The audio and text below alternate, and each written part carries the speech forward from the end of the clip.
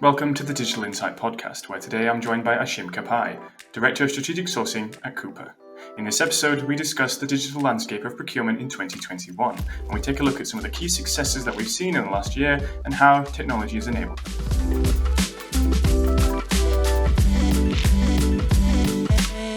So today we're sort of going to continue a kind of ongoing conversation that I've been having on this show for quite a while now, is this kind of continued evolution of procurement and digital procurement as well. And I feel like now is a great time to be talking about that, because coming off the back of the last 12 months, obviously with the COVID-19 pandemic, which we're still experiencing, we're not out of the woods yet. But what we've started to see, and we started to see quite early on, is procurement performing well, procurement becoming a very key part of a lot of businesses, if it wasn't already. And with that, of course, that's allowed us to look at a lot of successes. We've had a lot of businesses survive and thrive at a time where uncertainty has kind of made things difficult, and procurement's been key to that. Broad question, I know, but just looking at your experience, looking at what you've seen over the last 12 months, obviously with your role with Coupa, tell me about sort of where the world is in terms of procurement, in terms of its perception of procurement, and what these successes have done to really strengthen the role of procurement in the eyes of many. Yeah, no, absolutely. And I think, couldn't agree more. The last year has definitely been a challenge for many.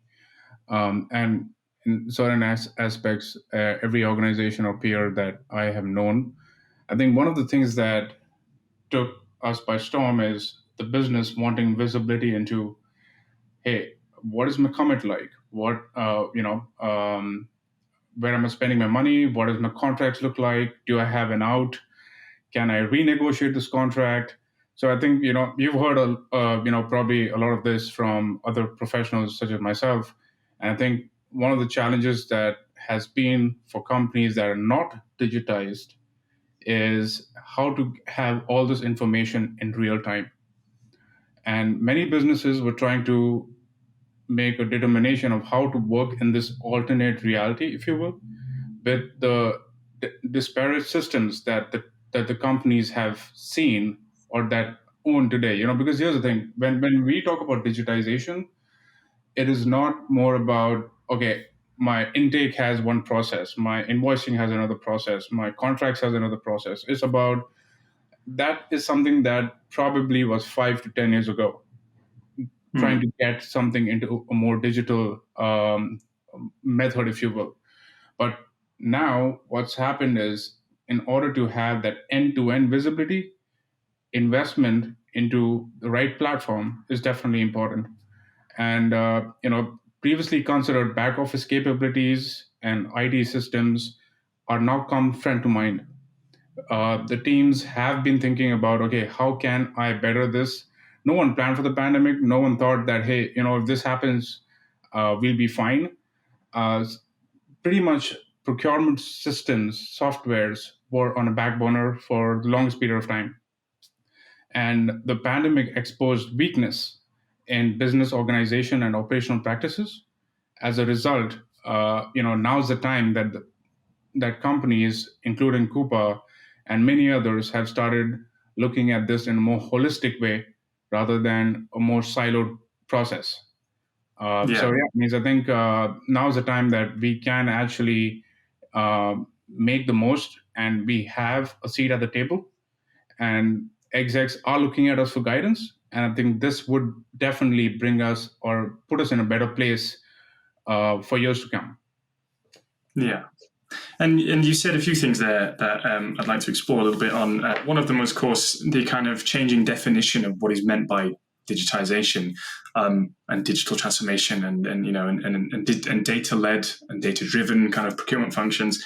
These are all things that I myself have covered in interviews and in features. And over the last 5 years, there was a natural, organic shift in the way that people defined what it meant, to the point where I found myself wondering if you could talk to 10 procurement professionals, whether you'd have 10 different explanations as to what digitization meant and digitalization. And that's not me sort of speaking candidly. That's just kind of based on what the industry has told me, just as the kind of the industry journalist. But again, you sort of touched upon it there. This last year has changed what people understand by digitalization.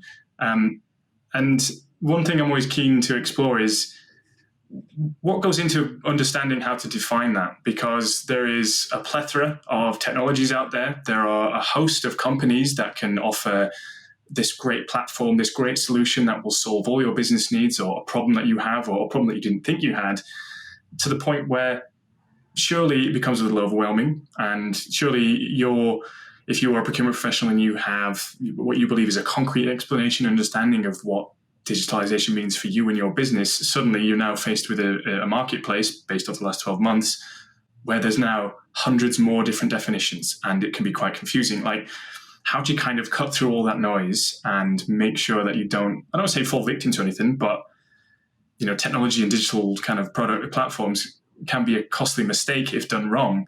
So the pressure's now on more than ever before to get it right. So how do you kind of ensure you make the right decisions, you have the right understanding, and ultimately you're doing it for the right reasons? Fair question, and I think that's a question that many in my profession do seek to answer as well. So, my opinion, based on what I have seen, being or the best way to probably approach this is more around, hey, what is my business need? Start from that. Do I need just a P2P process? Do I need contracting? Do I need invoicing? Do I need e-payments? Do I need supply chain? Do I need risk management? If to your point, there are several products or offerings out there that provide either all or a part of this. So you can either go the direction of having 3 separate systems doing two of each, or you can probably have one system, for example, Coupa, that does all of it, right? So we at Coupa, under the BSM umbrella, we cover all of these systems that I just spoke about, and that definitely provides the end-to-end visibility that any stakeholder needs. And when the pandemic hit, I would say Coupa was in a place of being already digitized to a certain extent, because of the fact that we were able to get information on what contracts are out there, what are our obligations, are we paying our suppliers on time, and also, Coupa has a product known as Coupa Risk Assess as well, that allows us to make a determination on the risk rating of supplier. So being able to make that selection based on your business needs can definitely go a long way, because I've recently talking to peers, they said, hey, I was just thinking of implementing CLM.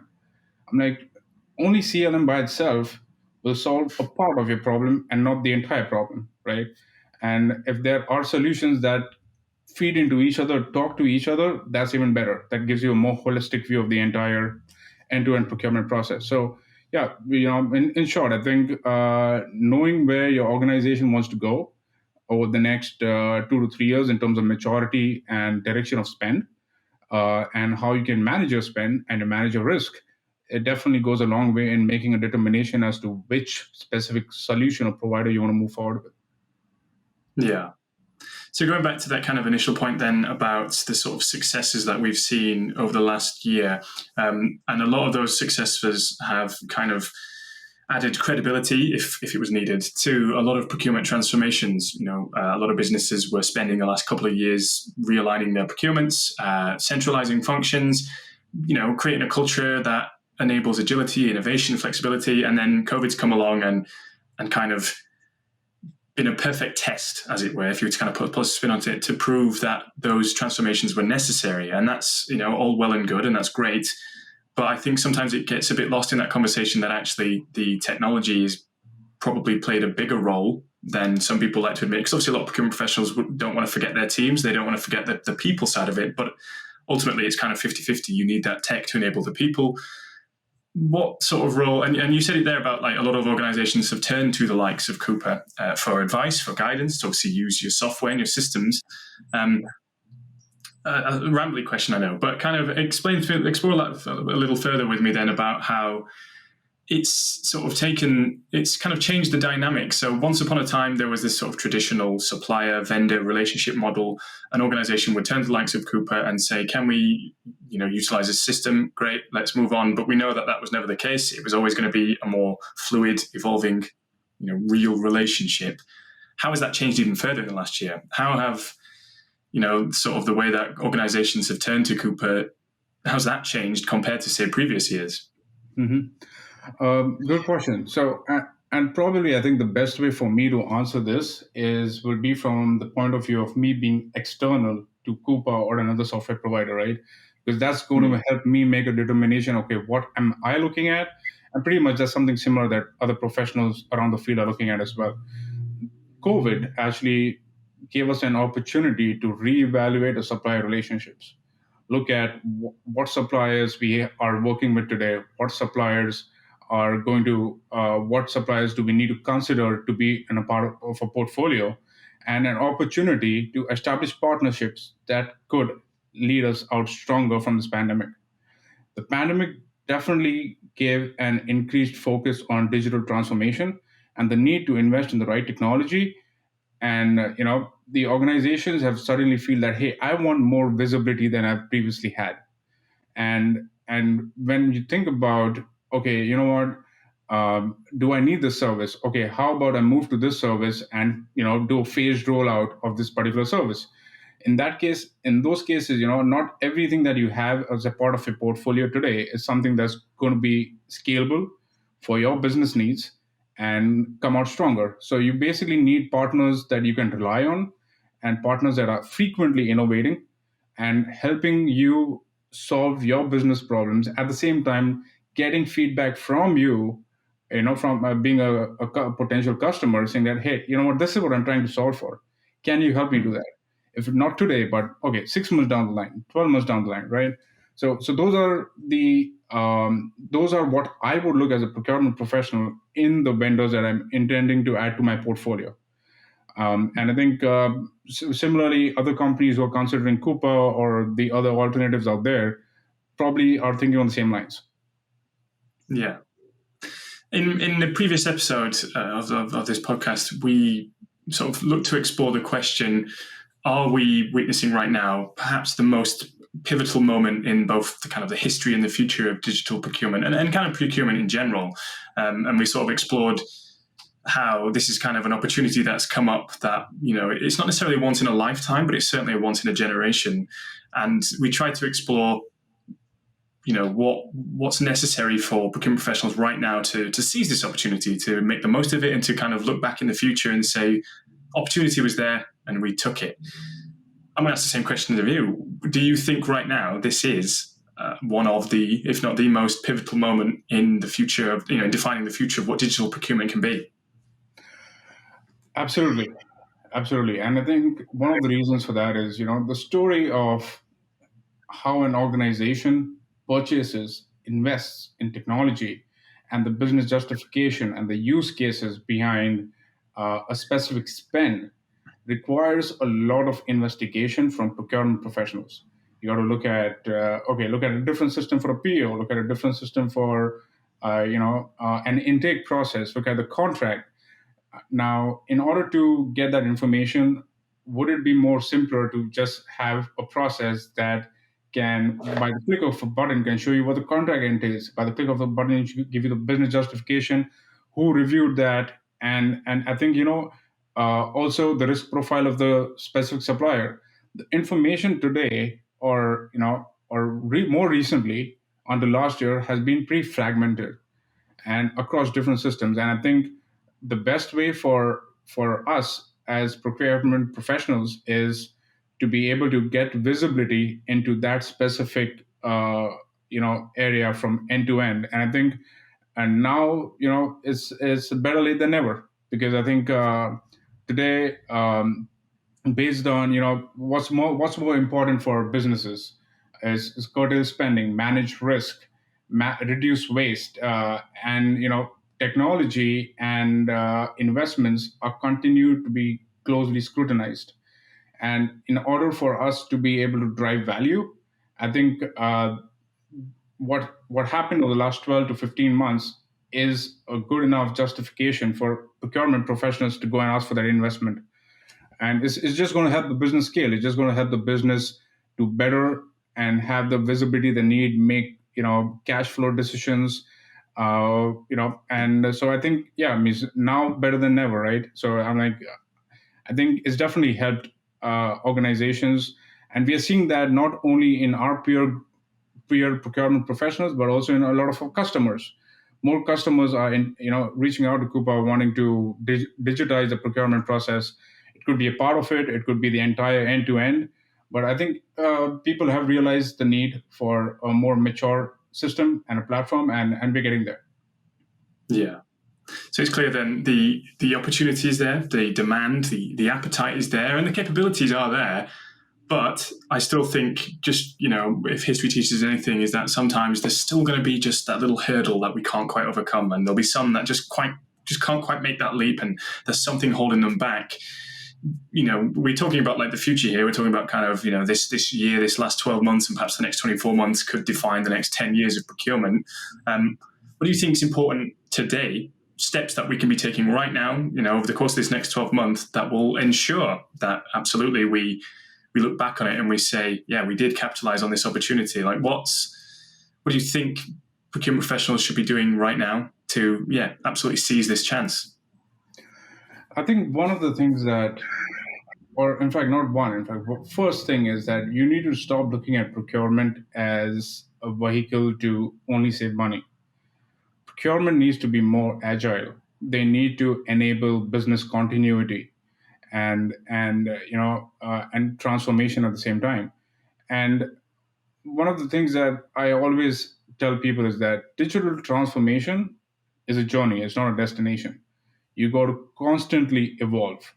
A lot of times we think, hey, if it's not broken, let's not fix it.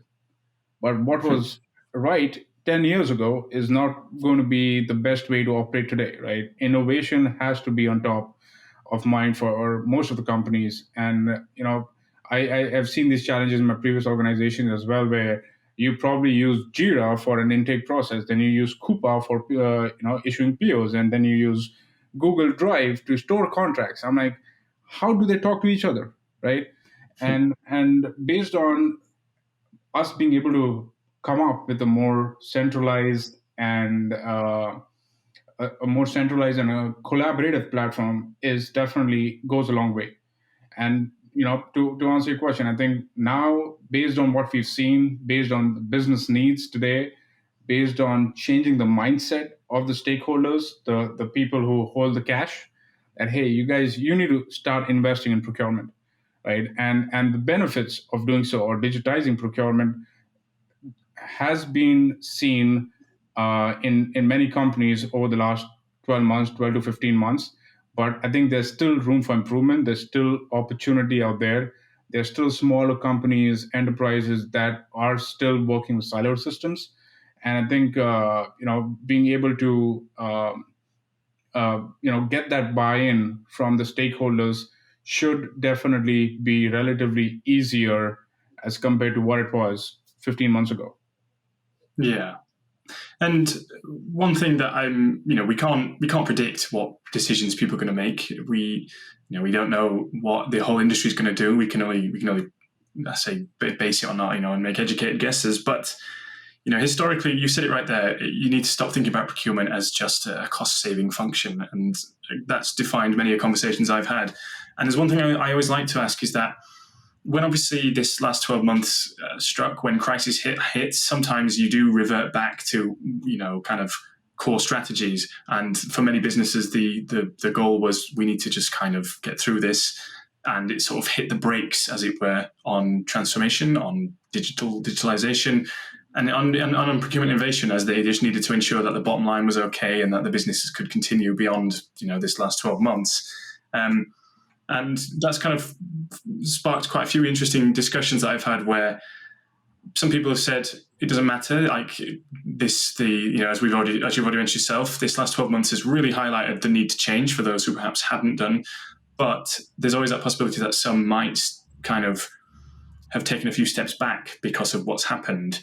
I'm not going to say, how do you overcome that and how do you convince that? But is that something you think we're going to see, where unfortunately there are going to be some organizations that you said about the siloed thinking who, for whatever reason, have had to sort of hit the brakes on their procurement innovation, as it were, just as they kind of navigate this next 12 months or so? I would say there's a possibility, yes. certainly, I think there are companies that are going to walk back on what they thought would definitely help them get a better hold. So it's all about maturity of number one, the function. It's all about the value add that the business has seen that procurement has delivered over the last 12 months, right? And just like so normally the way I look at procurement is an internal support organization, and for people to start using procurement you have to deliver value. In order to deliver value, you need technology, but not necessarily that without technology you can't deliver the value, but just the efficiency by which you can move forward and continue to add value. There is somewhat a slowdown in that, right? Some companies will be like, hey, you know what, we are almost at the tail end of the pandemic. Let's not worry about this. Let's continue business as usual. We survive that. We'll survive this going forward. And I think, with time, companies might not want to invest in a more mature end-to-end process, but they might probably be like, hey, okay, contracts module is what's important for me. I don't have contracts management. Let me just buy that, right? And not surprising, public, private, all types of companies, investment in procurement doesn't come that easy. It's something that's definitely on top of mind, but is probably buried under layers of other priority investments, if you will. So yes, there are going to be some people or some companies, if you will, that backtrack, might potentially put their investments on hold. But again, this is something that's definitely going to impact the bottom line, right? Procurement systems, the visibility, the negotiations, the spend, the less laborious task of invoicing, paying, payments, supply chain risks definitely help drive profitability to a certain extent for most of these companies. And if at this point in time they are not too attracted to the whole idea, probably in the next few years they might be. They might come around, if you will. Yeah. And the final question then for you is as much as we'd love to, let's try and imagine a world without COVID. So if we could cast our minds back, for example, to the start of 2020, where let's just say it was never going to happen or anything like that. We talk a lot on this podcast about how change was inevitable. Change was already coming. Change was already happening for procurement and for organizations around procurement. But obviously, as we know, through many other circumstances, the maturity level, broadly speaking, for many organizations is very varied. But as best as possible, where do you think overall, speaking, we were from a procurement perspective in terms of that digital maturity? Do you think at the start of 2020 we were where we should have been, or perhaps we should have been a lot further down the line? Like, just I know it's a bit of a broad one, but just tell me where you think we were, what the sort of the path or the road that we were on was kind of heading, and yeah, basically what I'm saying is obviously COVID's come along and accelerated it, but where were we prior to that? Absolutely, and I think at the beginning of 2020, I think I think prior to 2020, and again, I wasn't with Coupa at that time. I was at a previous organization, and just transitioning over to Coupa. Based on what I've seen out there, I think despite the ongoing digital transformation efforts across all industries, the reality is that procurement models barely evolved over the past decade. And I think COVID did definitely accelerate this whole need for a new robust end-to-end system. And because like I mentioned a little while ago, I think a lot of the teams that I've worked with previously are thinking that, hey, if it's not broken, let's not fix it. It's working, let it work, let it continue working. Why should we invest more money? And then COVID came, and then everything started scrambling. Hey, you know what? I need this information. I need this information. What's my out? Can I get off this contract? Can I renegotiate? Do I need the supplier? So for us here at Coupa, what we've seen is that being able to have invoicing, payments, supply chain risk management, having Coupa Risk Assess as a portfolio, Coupa Analytics, that helps us get real-time information on What are my outstanding invoices? What are my POs? What is my financial commitment? Having CLM, Coupa lifecycle management, contract lifecycle management, definitely helps us streamline the process on which how we intake information and request, have the necessary business approvals. The contracts can then be probably flipped to a requisition, and so so essentially there's an end-to-end visibility as to till a contract is closed or PO settled or things of that sort. So definitely, I think while Coupa is already, like I mentioned a little while ago, is digitally mature, many organizations definitely have room for improvement and will eventually get there.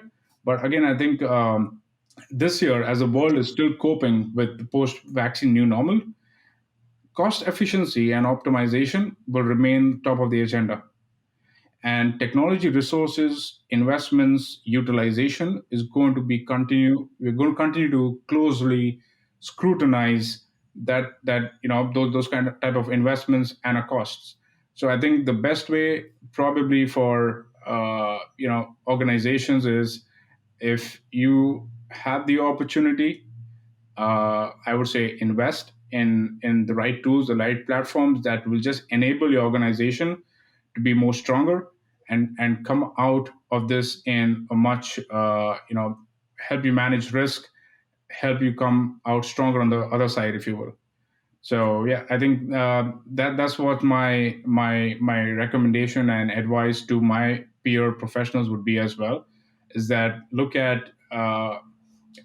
don't look at today, look at 2 years, 3 years out as to what's going to put you in a better position to deal with something like what happened last year. Again, fingers crossed it does not happen again. It's been quite a difficult year for all. But just to be prepared for the worst, if you will.